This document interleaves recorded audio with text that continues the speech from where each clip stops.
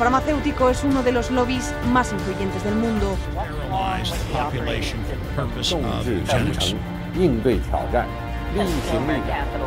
Конечно, должны работать кооперативно, должны... Las farmacéuticas tienen demasiado poder. Avecina una gran guerra entre la realidad virtual y la realidad aumentada.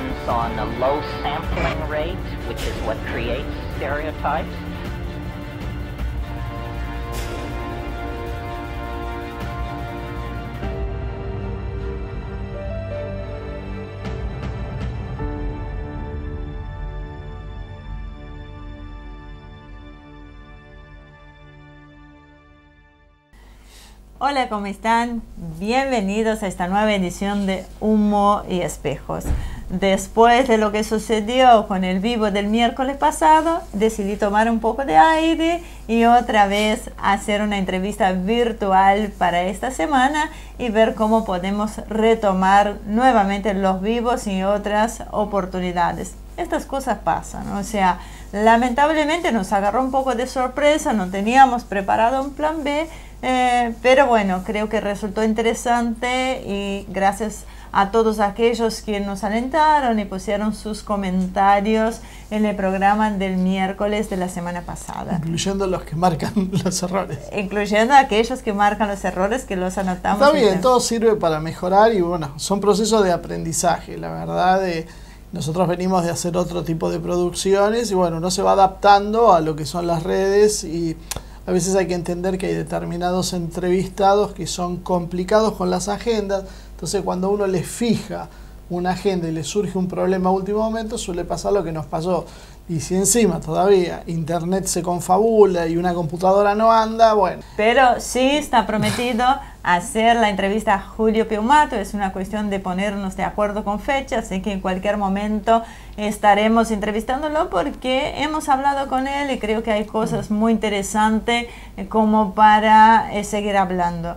Antes de volver con Marcelo, que últimamente me está interrumpiendo bastante las presentaciones, les voy a recordar Patreon para aquellos que puedan colaborar con nosotros y quieran ayudar con recursos.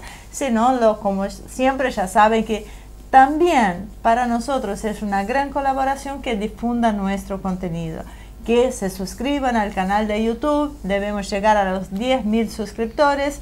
Es como un engranaje que cuando empieza a dar la vuelta, está aceitado, camina mucho mejor. Bueno, tengo entendido que YouTube hizo este aceitamiento, por decirlo de alguna manera, ocurre a los 10.000 suscriptores. Así que contamos con ustedes.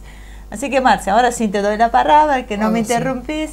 Vamos a recibir hoy Carlos Pisolito, el coronel Carlos Pisolito. Ya lo hemos hablado en varias oportunidades, pero creo que es un personaje interesante para analizar lo que está sucediendo en Estados Unidos, ¿no? Sí, eso sobre todo, además de su capacidad de análisis propio de su profesión, él estuvo como agregado militar en Washington, creo que un par de años, si mal no recuerdo, lo cual hace que tenga nexos y que entienda sobre todo el pensamiento de los estadounidenses y de las propias Fuerzas Armadas, que es, o sea, nosotros estamos acostumbrados a escuchar mucha gente que opina, pero opina por comentarios, opina porque opina, pero el tema de conocerlo es importante. Uno nunca quiere decir que tome las opiniones de alguien como 100% válidas, son aportes importantes a un proceso de análisis que uno después contrapone con otras fuentes y llega a sus propias conclusiones.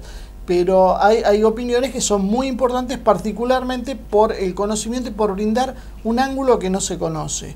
Hoy vemos la situación en Estados Unidos que realmente es bastante delicada, por usar algún término. Hay muchos escenarios múltiples. Tenemos desde Fuerzas Armadas internas a favor de Trump, en contra de Trump, un proceso sobre todo ¿cómo podemos decir?, de corrupción de lo que es la identidad de Estados Unidos. Yo sé que mucha gente lo va a festejar por decir, bueno, maravilloso, ojalá se hunda porque nos sacamos una bota de encima. Lo cual en parte es cierto, pero hay otro aspecto a tener en cuenta, que es que el derrumbe de una potencia como Estados Unidos, sobre todo cuando hay un enemigo que la fragmenta, y ese enemigo ni siquiera es otro Estado, sino probablemente es un poder no territorial, va a tener coletazos a nivel mundial y va a tener muchos coletazos en América Latina. Entonces, un posible estado anárquico en Estados Unidos, tarde o temprano va a venir de la frontera de Estados Unidos hacia abajo y se va a ir extendiendo por toda la región. Nosotros ya tenemos suficientes problemas como encima todavía tener nuestra clase política peleándose entre sí porque también carece de dirección o porque, como ya empezamos a ver, empieza a tomar partido por un grupo. Cuando uno ve sobre todo los medios periodísticos, hoy por ejemplo cuando grabamos este programa estaba viendo TN Internacional y era realmente impresionante porque parecía un comité de campaña del Partido Demócrata.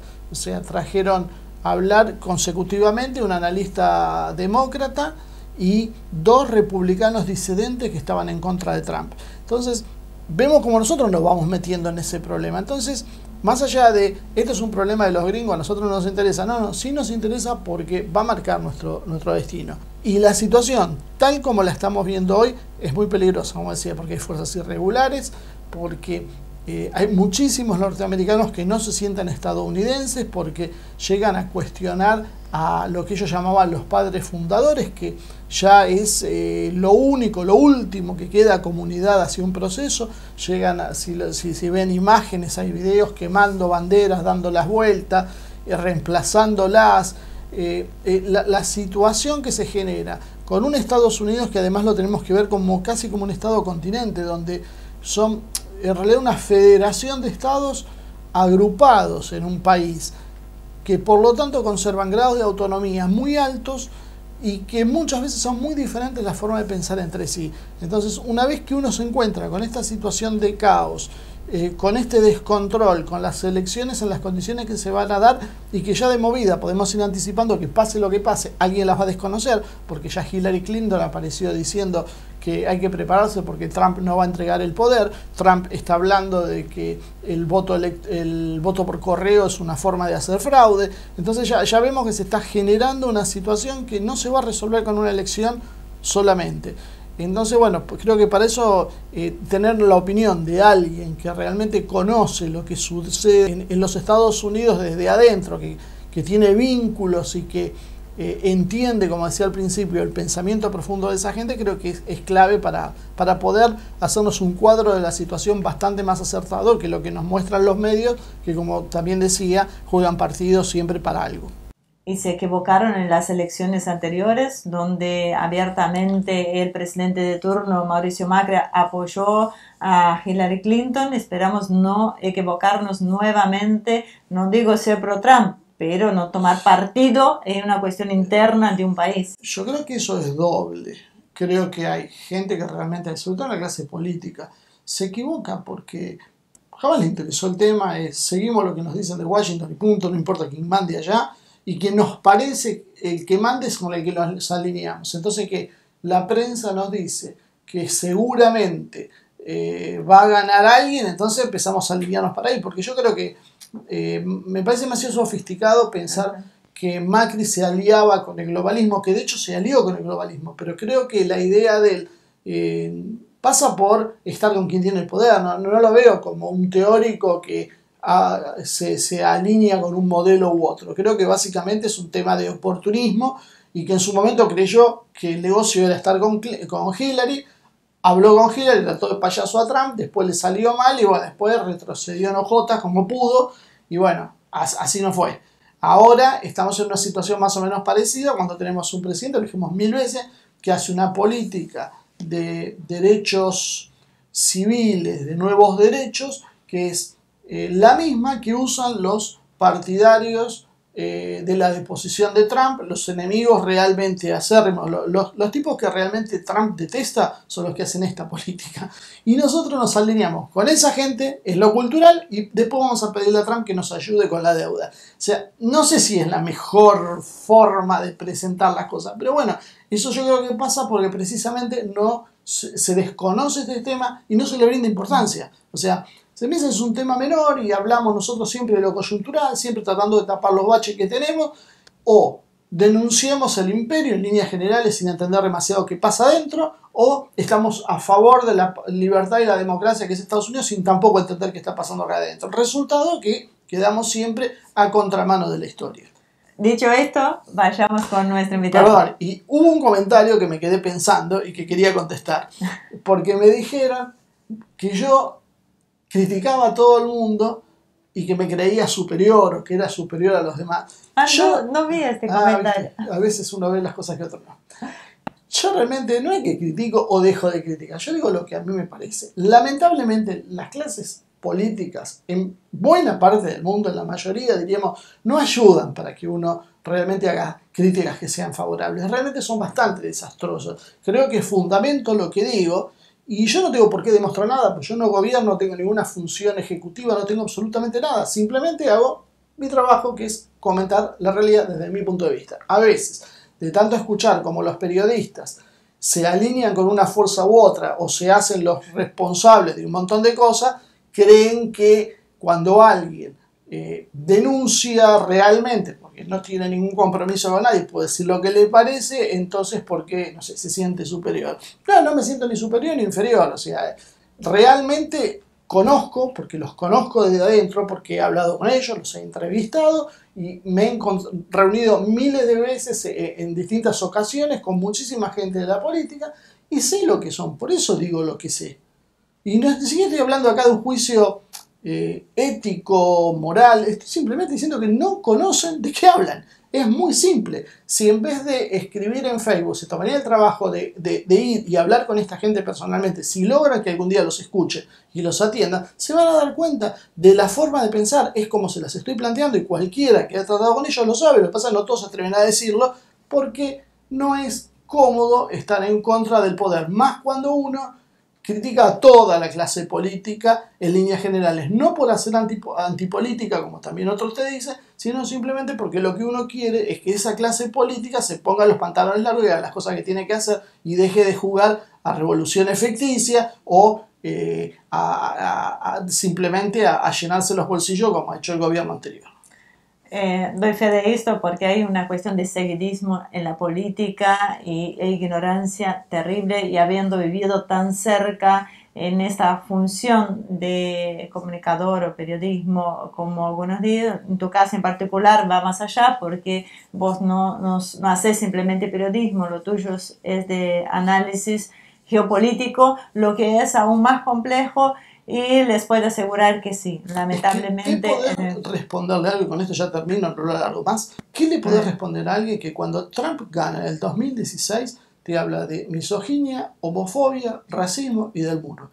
No salieron de esas cuatro cosas durante por lo menos un año. Creo que es más, creo que siguen con la misma historia. Entonces, cuando vos ves un proceso emergente de destrucción de la principal potencia mundial, donde tiene mucho que ver con un proceso de globalización internacional, de la caída de los ingresos de la clase media, de la destrucción de valores como estábamos diciendo al principio, cuando ves todo eso, en vez de tratar de interpretarlo para decir, bueno, ¿qué es que está fallando en el sistema para que gane alguien como Trump? Te dice, no, ganó el racismo, ganó la homofobia, o gana Bolsonaro, no, la misoginia. No, algo pasa en el sistema, no podemos decir eso. Bueno, pero fíjense, busquen los diarios, las revistas, lo que sea, el 2016, miren, fíjense lo que decía cada uno y después volvemos a hablar, a ver si uno exagera o no cuando dice las cosas. Fíjense, era realmente lamentable el análisis que se hace, y es el mismo análisis que se hace con Bolsonaro, claro. Y probablemente estemos condenados, si no se desbarranca demasiado la cosa, a tener un Bolsonaro en la Argentina, porque la verdad hacen todo lo posible para que se dé. Esperemos que no. Vayamos con nuestro invitado. Así que, Carlos, bienvenido y gracias por acompañarnos hoy. Gracias a ustedes. Muchísimas gracias, Carlos. La verdad es un placer contar con vos, como en tantas otras oportunidades. Ya sos un habitué acá en Humo y Espejos. Viendo lo que sucede en Estados Unidos, parece que hay una reedición de las revoluciones de colores, pero en suelo estadounidense están adaptadas a su realidad. ¿Existe una acción parecida a lo que se vivió en Europa Oriental o en las primaveras árabes?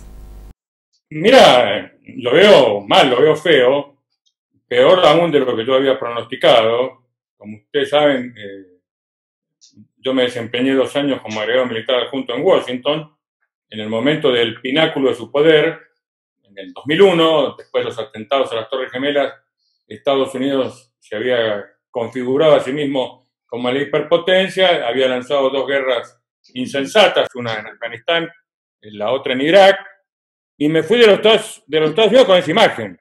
George Bush hijo, bueno, después seguí la política, las alternativas, el giro que significó Obama, la contienda cruda electoral entre Hillary Clinton, representando el globalismo, y este outsider que no deja de sorprendernos, que es Donald Trump, y poco a poco mis amigos, que todavía tengo gracias a Dios en los Estados Unidos, patriotas norteamericanos, me entraron a advertir de la posibilidad de una guerra civil.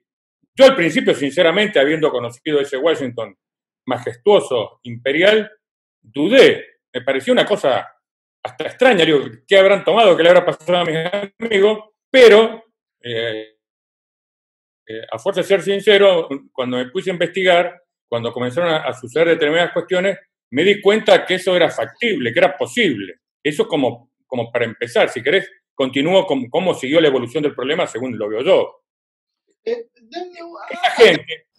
Antes de que te metas en eso, y aprovechando que estuviste en el 2001, como vos decís, viendo el cenit de la potencia imperial de Estados Unidos en ese momento, ¿cómo se vivía internamente? ¿Cómo lo veían los militares? Por mucho se ha hablado de si estaban a favor o en contra de esas guerras. ¿Cuál era la idea? ¿Cuál era el clima? Mira, te puedo contar una anécdota personal. El día que se decidió la operación, concretamente la segunda invasión de Irak, yo me encontraba, por esas casualidades de la vida, en un evento social donde estaba presente el general Shinseki, que era el jefe de Estado Mayor Conjunto de la Fuerza Armada Norteamericana, con nuestras esposas. Básicamente estábamos intercambiando galletitas, que es una tradición para la amistad norteamericana. Y hasta ese momento, todos, incluido el general, habíamos sido muy críticos de una posible invasión a Irak y de las posibles consecuencias que esto tendría para Irak, para el mundo y especialmente para el poder militar norteamericano. Entró la señora, el general, muy amablemente nos hizo callar a todos, dijo, miren la televisión, por favor.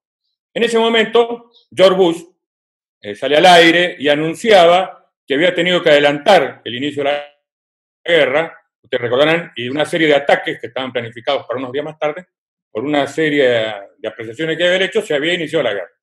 Ahí el general se puso de pie y dijo las palabras que todavía recuerdo, dijo, señores, como persona, como hombre, tal vez podemos tener disidencia y estar en contra de esta guerra, pero a partir de este momento somos soldados y tenemos que cumplir órdenes. A partir de este momento estamos con nuestro país, aunque nuestro país no tenga la razón. Y bueno, creo que eso explica, después obviamente el general Shinseki fue muy consecuente con lo que dijo, no estoy contando un secreto, porque él en una audiencia pública del Senado, ustedes recordarán, públicamente manifestó en forma mucho más técnica y más precisa que él consideraba básicamente una locura invadir Irak y que eso iba a tener terribles consecuencias. Y bueno, eso le costó, nuevamente los jefes de Estado Mayor de Estados Unidos durante 4 años, que su mandato o su desempeño en su cargo fuera cortado a 2 años. Pero bueno, creo que el sentimiento de los militares patriotas norteamericanos era un poco el que expresó el general Shinseki, es decir, iban a acompañar a su presidente porque es lo que manda la Constitución, pero en el foro íntimo, en su conocimiento profesional, se daban cuenta que esto era una locura y que iba a terminar mal. Bueno, creo que lamentablemente la historia les dio la razón. Ajá. Bueno, entonces ahora sí, ¿cómo veías bueno, los presidentes? Yo me vuelvo a la Argentina, bueno, le comentaba estos artículos, estos diálogos que yo tengo con mis amigos, yo comienzo a ver la posibilidad de una guerra civil y ellos habían sido mis profesores, mis maestros en varias materias en mi posgrado, veo que ellos se quedan como congelados ante la situación, como que tenían una cierta incapacidad de comprender justamente lo que ellos habían explicado y lo que habían deducido lógicamente.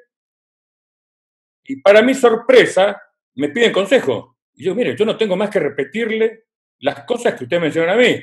Evitar el síndrome de Goliat, no usar la fuerza bruta, tratar de ganar mentes y corazones. Bueno, Y ahora, después de eso, que fue, digamos, la segunda postura que ellos tuvieron, hoy te puedo asegurar que hay una suerte de vergüenza, de miedo, de lo que se está convirtiendo su país, y es decir, la incredulidad dio paso a la tristeza, a la amargura, y hoy el sentimiento es del miedo, porque para poner las cosas sencillas, para que lo entienda doña Rosa, están tirando las estatuas de George Washington o de Cristóbal Colón. Es como si en nuestro país tiraran abajo las estatuas de Jean San Martín. Podemos tener alguna disidencia con algún prócer, pero no con Jean San Martín. Bueno, hoy en los Estados Unidos hay un profundo problema de legitimidad. Podemos darle la explicación, la causa, pero lo que se está debatiendo es absolutamente profundo, es absolutamente paralizante y estoy convencido que va a tener graves consecuencias. La verdad es que llama mucho la atención todos estos fenómenos que surgen tan de repente, ¿no? ¿Cuáles son los signos que podemos observar o que podemos saber si todas estas revoluciones sociales surgen de la propia sociedad, de una necesidad, de una demanda de la sociedad, o si podemos considerarlas de alguna manera algún tipo de ingeniería social que están producidas por otros actores de interés? Mira, Ivonne, como yo lo veo, yo le he puesto el nombre Operación Frankenstein. Para hacer una historia larga, breve, cuando cae la Unión Soviética, surge toda una doctrina de lo políticamente correcto que había sido fermentada justamente en la Universidad de Frankfurt, en Alemania, pero cuando llega Hitler al poder, todos estos intelectuales huyen de Alemania y se van a refugiar a la Universidad de Berkeley, California, que sabemos está muy cerca de Hollywood, y vienen con todas estas ideas. Ellos se dan cuenta que el marxismo, que era su doctrina, era su ideal, no se podía imponer en forma violenta, la vanguardia del proletariado, lo que sea Lenin, Trotsky, no.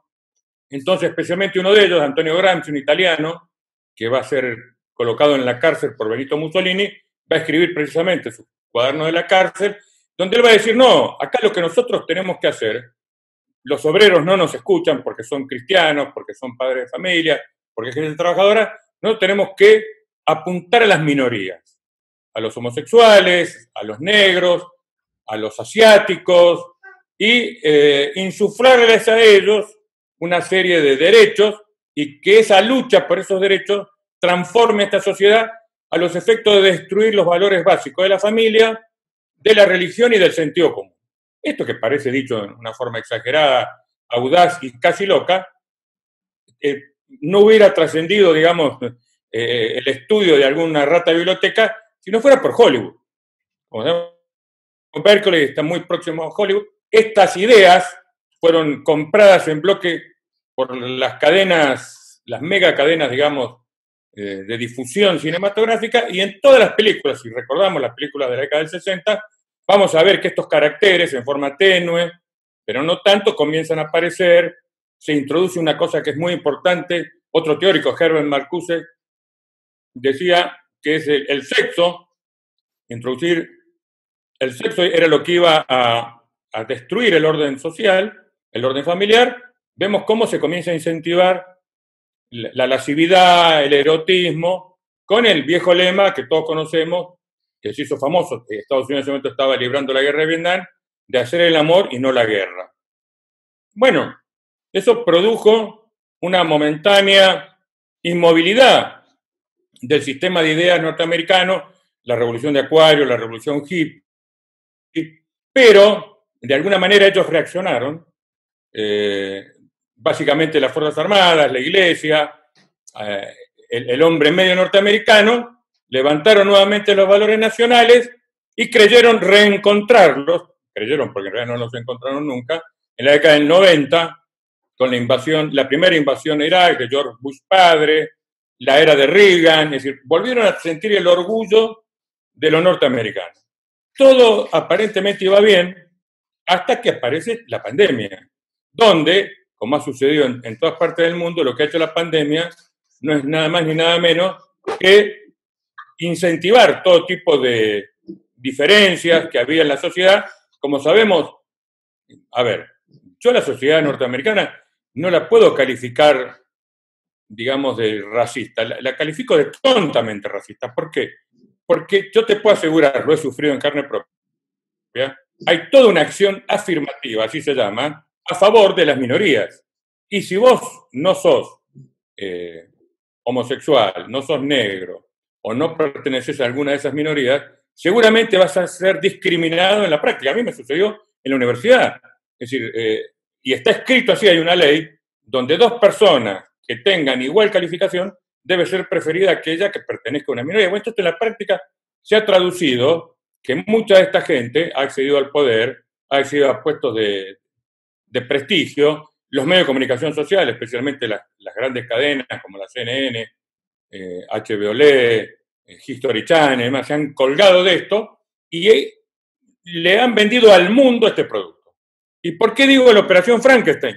Porque ellos en alguna medida, yo supongo, creían que eran inmunes, que sus valores tradicionales, cuáqueros, la mística del trabajo, el sueño americano, la prosperidad, un poco los inmunizaba, y nosotros, los latinos, los sudamericanos, en el mundo subdesarrollado, íbamos a ser fácilmente dominados con estos espejitos de colores. Bueno, Dios se ha vengado de esta manera, ha hecho justamente que ese veneno, porque es un veneno, esa toxina, se encarnara en su propio pueblo, en su propia sociedad, donde hoy hay cuestionamientos tremendos. Yo te puedo asegurar que si una persona negra o asiática o hispana que se levante de temprano, se corte el pelo, trabaje, cumpla los horarios, no tiene ningún problema en los Estados Unidos. Ahora, decir lo contrario y decir que es una sociedad oprimida, por ejemplo, vamos al caso,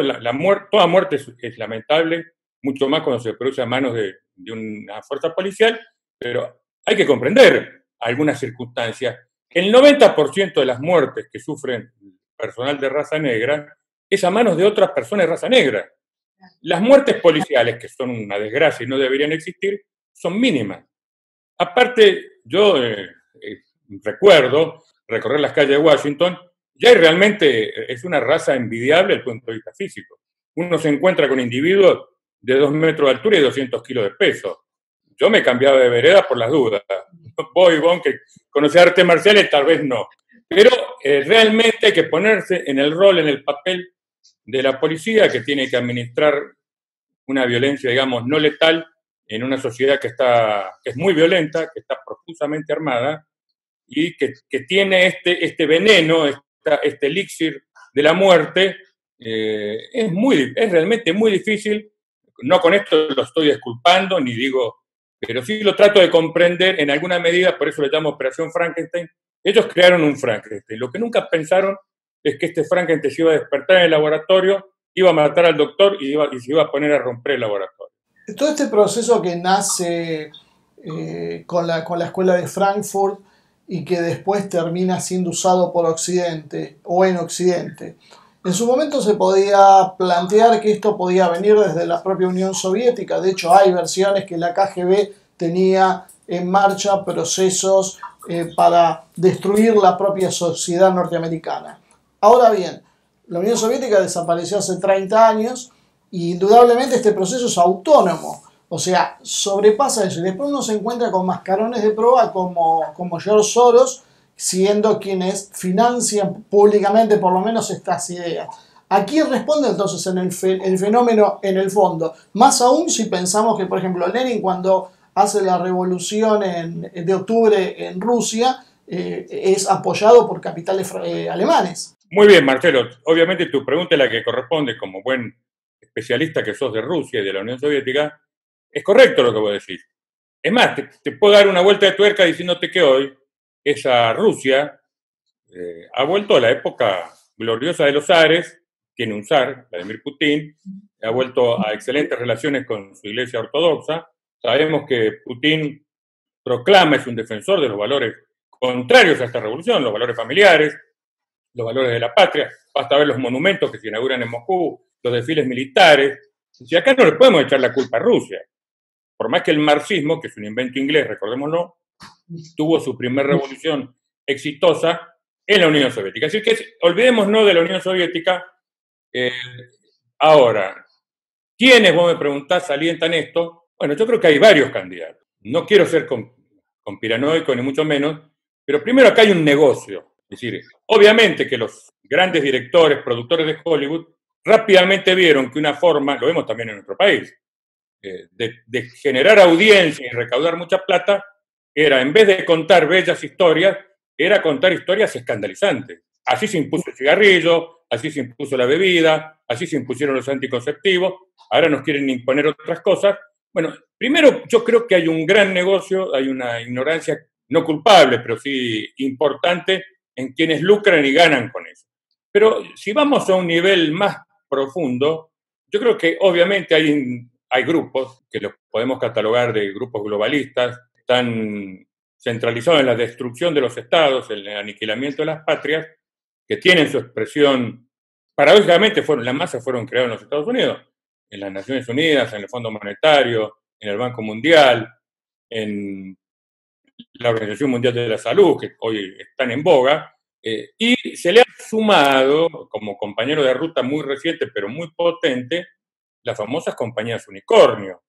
Twitter, Facebook. Hoy nadie puede negar que esas conocidas y famosas redes sociales tienen un rol protagónico en la imposición de determinados contenidos. Yo leo siempre lo que ustedes publican en Facebook, y bueno, Ivonne es muy clara, en su condición de mujer, de persona instruida, de que sabe defenderse, ella no elude la polémica y la explica perfectamente, justamente desde el punto de vista irrefutable, que es el punto de vista femenino. Bueno, acá tenemos, vos mencionaste poco antes, ingeniería social. Hay una ingeniería social. Creo que estamos a punto de despertarnos sobre los resultados finales, y yo creo que los autores, que hoy los vemos en las sombras, no los podemos señalizar con nombre y apellido, se van a tener que sacar la careta, muchos de ellos ya lo han hecho, y nos va a quedar claro. Pero alguna duda me cabe sobre algún rol oculto que pueda haber de alguna religión, de algún grupo organizacional de origen secreto, que todavía no es prudente mencionarlo, lo cual no significa que uno no esté atento, porque una vez a la liebre, como decimos acá, salta por ese lado. Pero creo que falta muy poco y que dentro de meses esto va a quedar revelado. Nos vamos a conocer. Es más, creo que vamos a tener un gran dilema, que es o someternos al plan que estos señores y señoras tienen, o de alguna forma resistirnos y tratar de vivir en nuestros propios términos, que son los términos humanos, de nacer dignamente, de morir dignamente, de enfermarnos, de recurarnos, de tener una propiedad. Hoy, fíjense ustedes, lo difícil que es ser dueño. Yo lo veo con mis hijos. Hoy mis hijos no pueden ser dueños de una mísera propiedad. Mi padre la logró relativamente rápido, a mí me costó un poco más, y hoy veo que mis hijos, pese a que son gente de trabajo, gente que tiene estudios, no pueden tener su propiedad. Es decir, estamos entrando muy violentamente a lo que Hilaire Belloc denominaba el Estado servil, donde yo veo que va a haber una élite, le digo entre comillas, de gente que va a ser multimillonaria, y una masa de asalariados, serviles, cuasi esclavos, que vamos a ser la mayoría de nosotros. Antes que nada, muchísimas gracias por las consideraciones y por leernos en Facebook. Siempre generamos ahí cierta confusión. Obviamente, tanto Marce como yo, como dicen, hablamos en estéreo, ¿no? Porque uno habla y el otro continúa la frase prácticamente.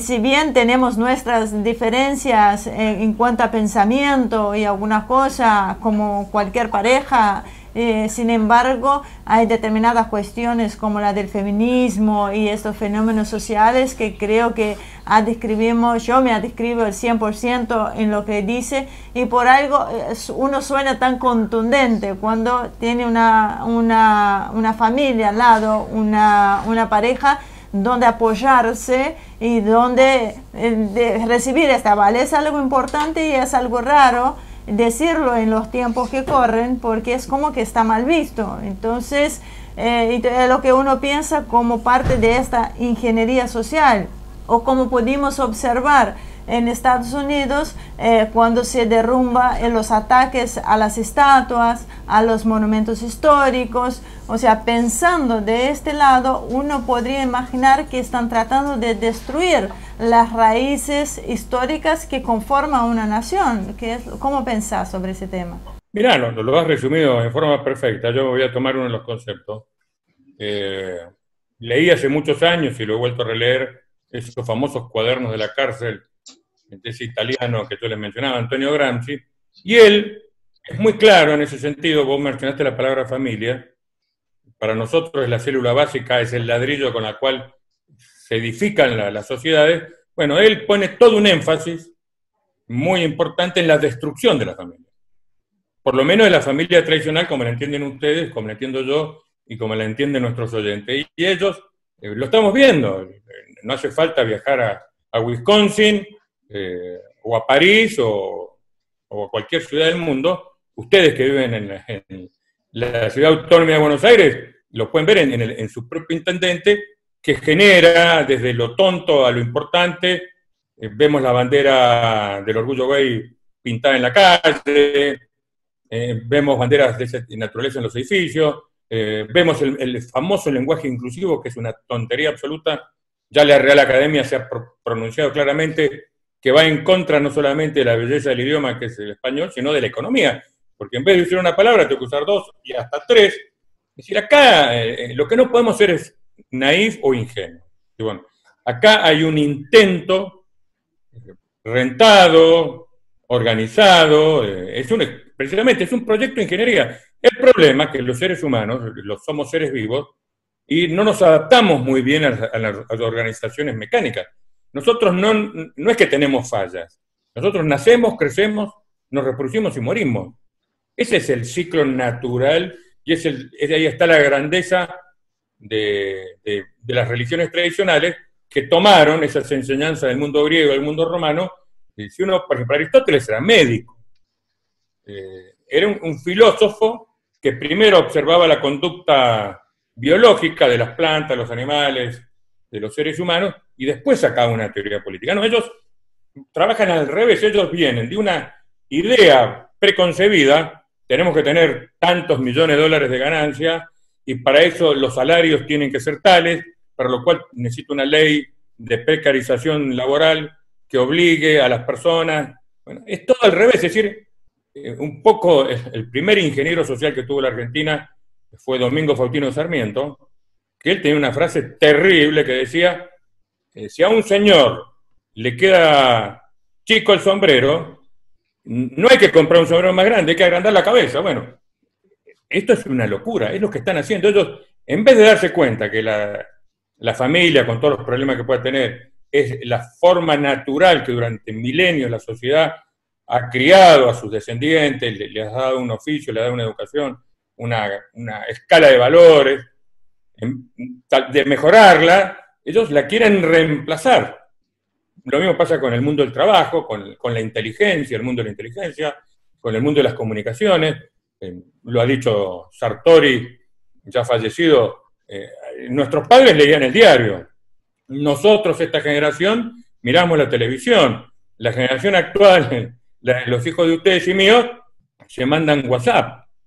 Y no puedo menos que ver en todo eso un empobrecimiento. Pues no es lo mismo todos los días leer un diario que tenía sus periodistas, sus editoriales, ver la televisión, que respecto a eso no permite una reflexión, porque hay una imagen que se me impone, yo a veces me peleo con mis hijos, ustedes lo harán con los de ustedes, los terribles horrores de sintaxis y de ortografía que uno ve en los WhatsApp. Bueno, no sé qué será lo próximo, pero ya estamos prácticamente al nivel de los pueblos prehistóricos, que no tenían escrituras, se comunicaban por jeroglíficos, por signos, por expresiones, por guturales. Y bueno, esto no es casual.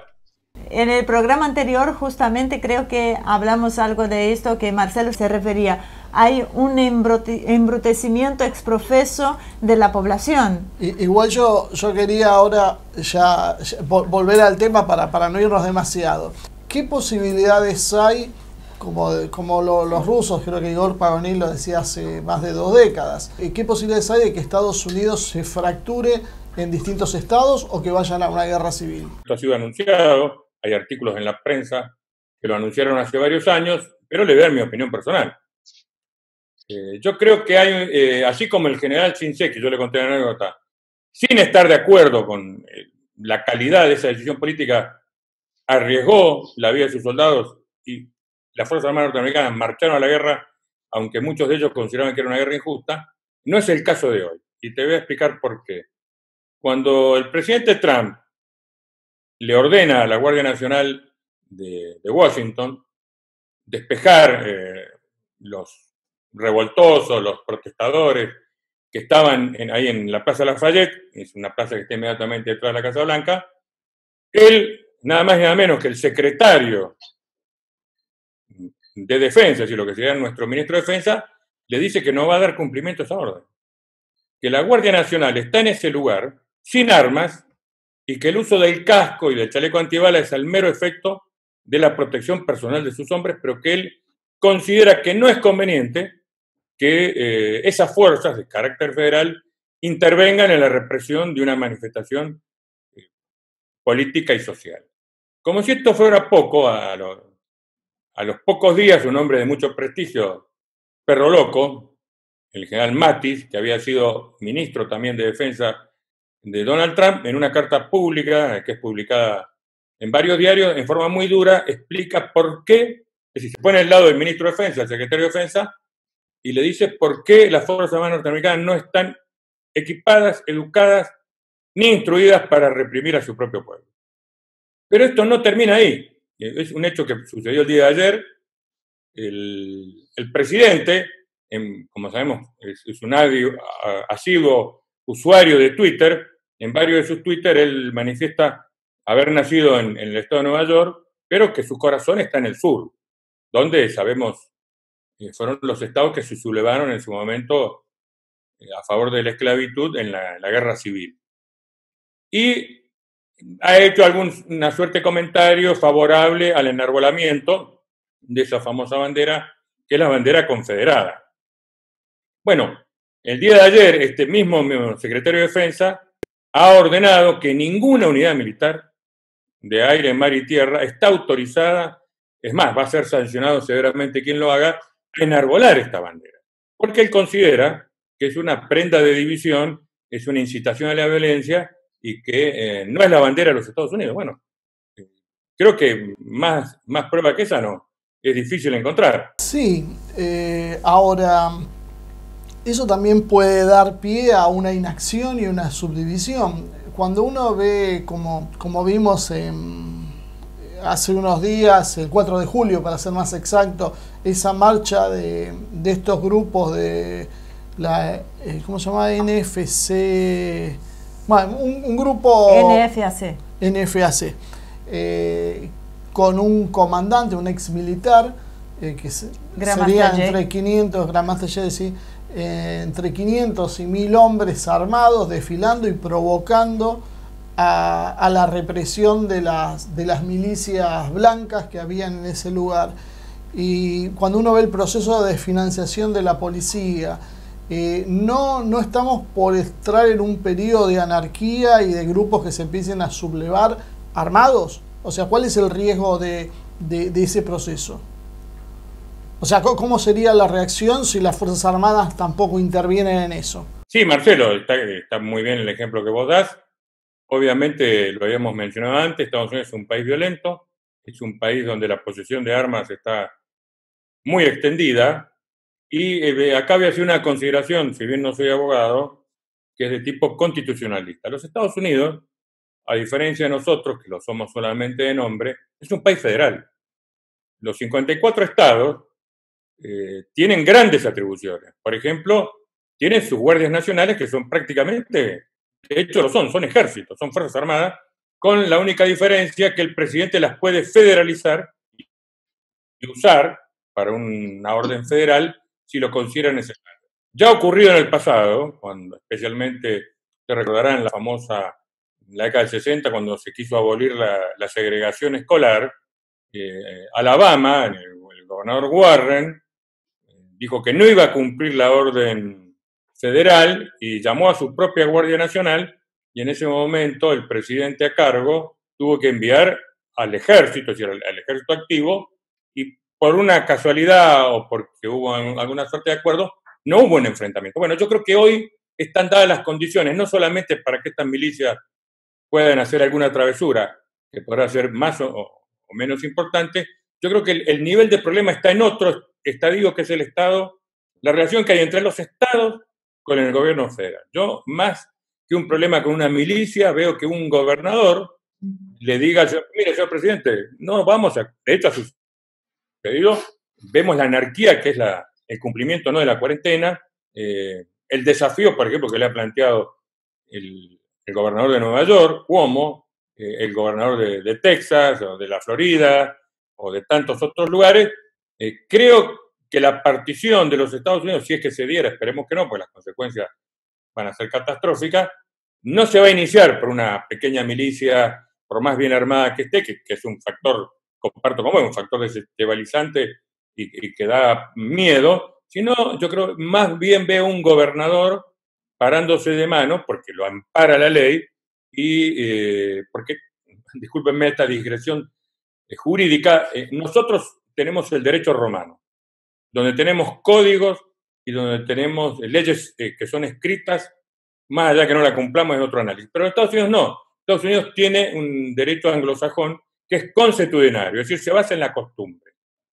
Y la costumbre norteamericana justamente radica en que muchas veces los estados pueden no cumplir una orden federal, cosa que acá en la Argentina sería, inmediatamente la provincia sería intervenida, le echarían a patas al gobernador, ha sucedido en el pasado.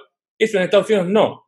Yo recuerdo un episodio, cuando estábamos en el 2001, había un diferendo entre el estado de Washington, no de la ciudad de Washington, sino que está en la otra punta, en el límite con Canadá, y más o menos en estos términos el gobernador de Washington le dijo al presidente Bush, mire señor, yo no le voy a prestar mis aviones, que eran 9 Hércules C-130, porque yo en este momento tengo incendios forestales.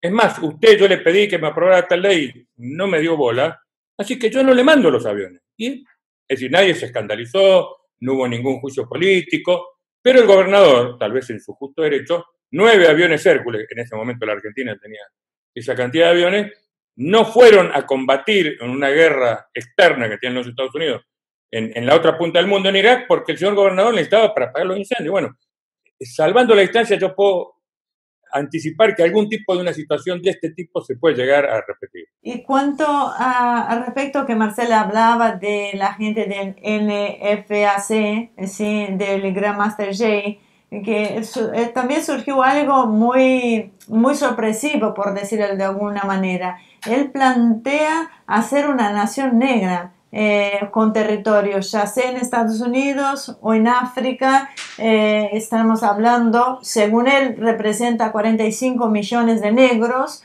negros puros, otro que Hitler, pero al contrario, porque él siquiera acepta a los negros mestizos. Los negros mestizos deberán estar en observación. Entonces habla del negro de la raza pura. ¿En qué puede terminar algo tan absurdo, no? O sea, estos estados que estabas diciendo que tienen visiones muy diferentes, ¿no? Porque una cosa es el sur, el oeste, el este. ¿Alguno puede, como decir, sumarse a esta iniciativa? Mira, yo comparto la sonrisa de Ivonne, no, me parece una cuestión ridícula, sinceramente. Ya se intentó en el pasado, ustedes recordarán, creo que fue a fines del siglo XIX, principios del siglo XX, se fundó Liberia, con su capital Monrovia, que un grupo de afroamericanos emigraron a ese país diciendo, bueno, nosotros somos los negros que conocemos la cultura del trabajo, la grandeza de los Estados Unidos, vamos a trasplantar la zanahoria norteamericana al revés, al continente africano. Bueno, anduvo bien por un tiempo, sabemos que después eso fracasó, pero yo sí le tengo miedo. Ha habido algunos hechos que han llegado, la sangre llegó al río, que son los grupos supremacistas blancos, no porque sean blancos ni no porque sean supremacistas, sino los grupos que son anarquistas, y que no reconocen ningún tipo de autoridad estatal. Acá a veces lo vemos en Twitter, en Facebook, argentinos que alegremente se identifican con la viborita.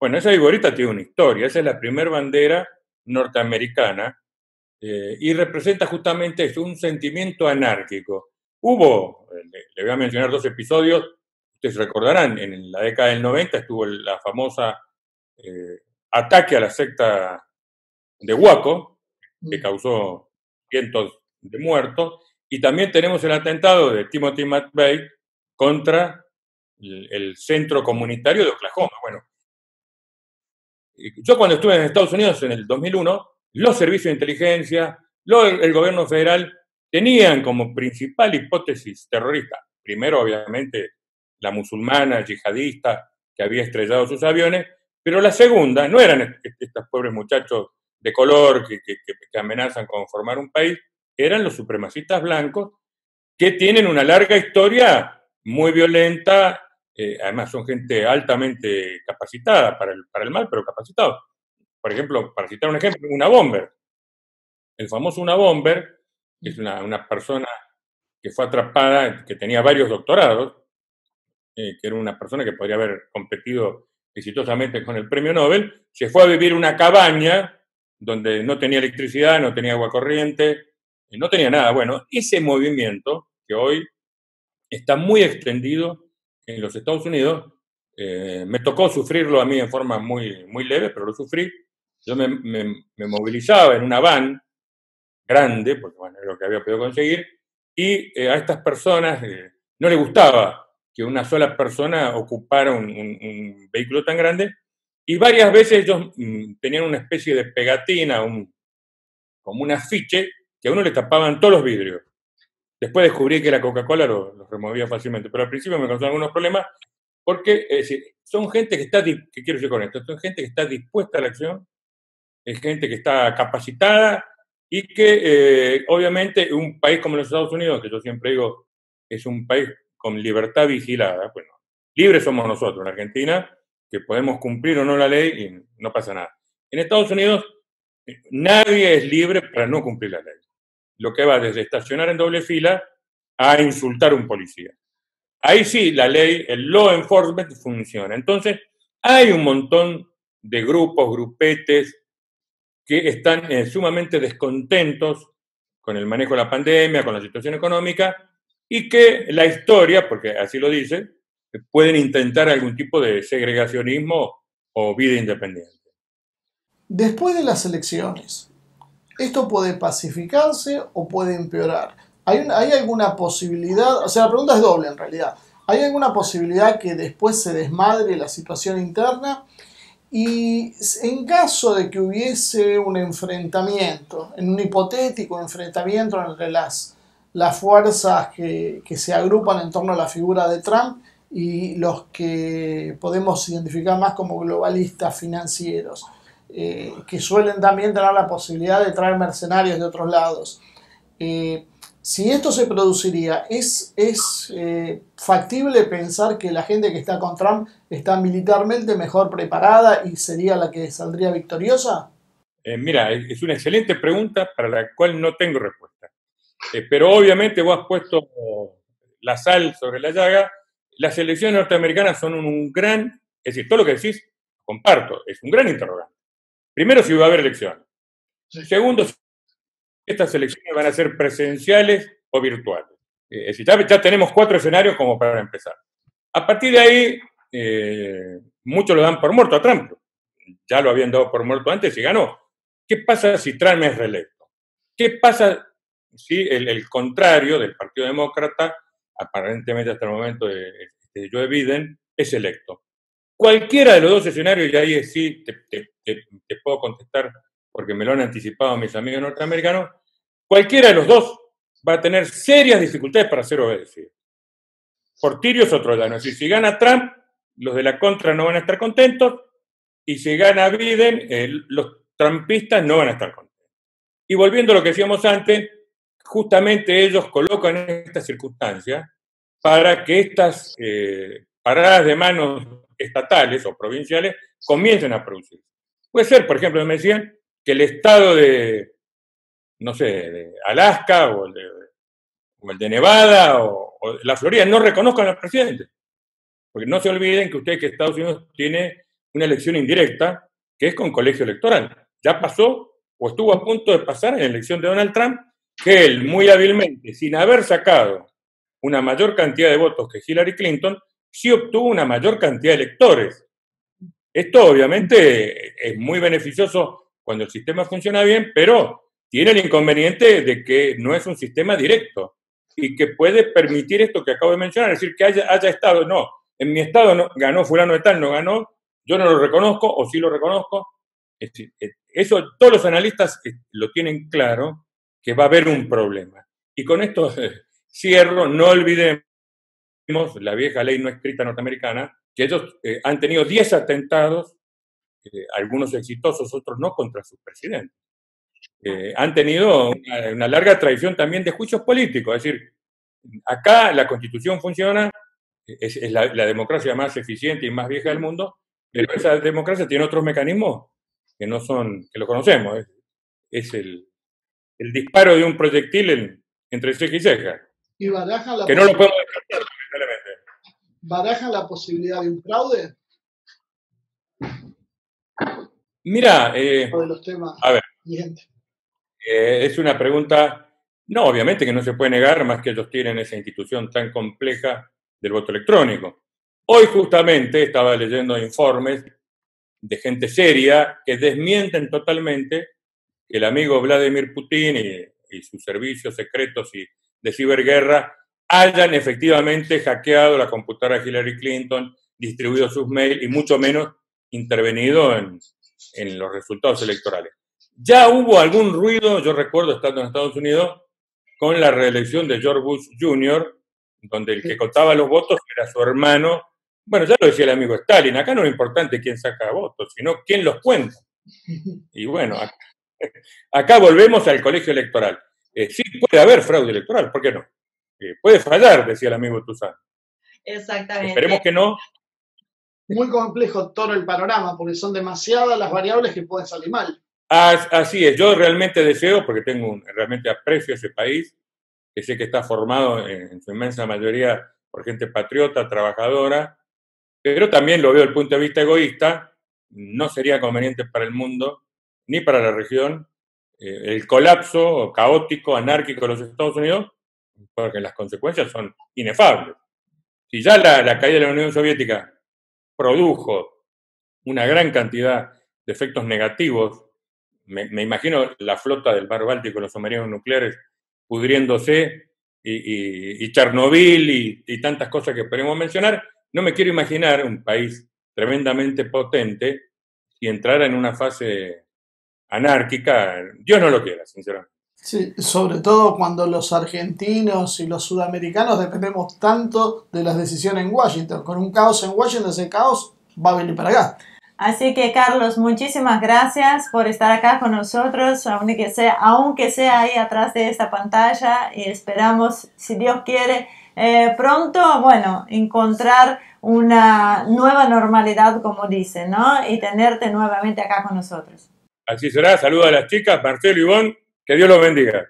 Amén, muchísimas gracias, nos vemos. Muy bien, hasta acá llegó el programa de hoy. Hasta Fiona se pone re contenta porque me miró y viene a saludar. Muchísimas gracias por acompañarnos. No voy a repetir que colaboren con nosotros. Sí, les voy a pedir que difundan el contenido si así lo consideran. Y nos vemos en la próxima edición de Humo y Espejos.